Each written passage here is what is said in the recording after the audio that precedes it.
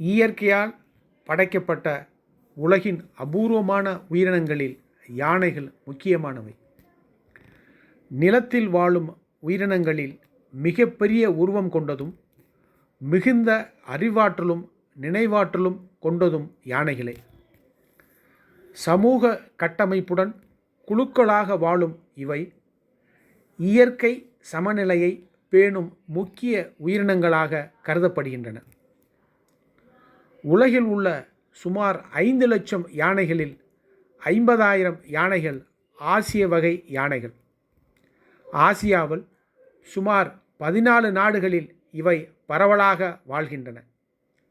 இந்திய துணைக்கண்டம் ஆசிய கண்டத்துடன் இணைந்த காலகட்டத்தில் மேற்கு ஆசிய பகுதிகளிலிருந்து யானைகள் இந்திய நிலப்பரப்புக்குள் நுழைந்ததாக வல்லுநர்கள் கருதுகின்றனர். ஆசிய யானைகள் பெரும்பாலும் காடுகள், புல்வெளிகள், ஆற்றங்கரை பகுதிகள் போன்ற இடங்களில் வாழ்கின்றன. யானைகள் குழுக்களாக வாழும் சமூக உயிரினங்கள். அவை உணவு, நீரை தேடி தொடர்ந்து நகர்ந்து கொண்டே இருக்கும் நாடோடிகள்.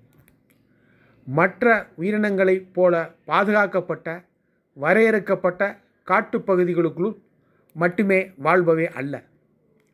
பருவகால மாற்றங்களுக்கு ஏற்ப அவை நீண்ட தூரம் பயணம் மேற்கொள்கின்றன.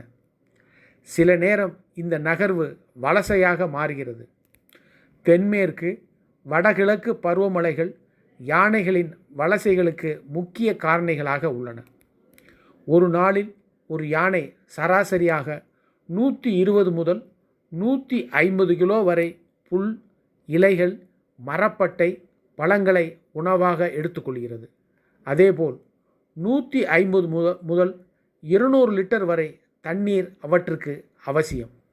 நிலப்பரப்பு, வழித்தடங்கள், வாழிடம், காப்பகங்கள், யானையின் மரபு பாதைகள் என பல வகைகளாக யானைகள் வாழும் பகுதிகள் பிரிக்கப்படுகின்றன. இந்திய காடுகளின் அடையாள உயிரினங்கள். பண்பாட்டின் அடையாளம் நம் யானைகளே.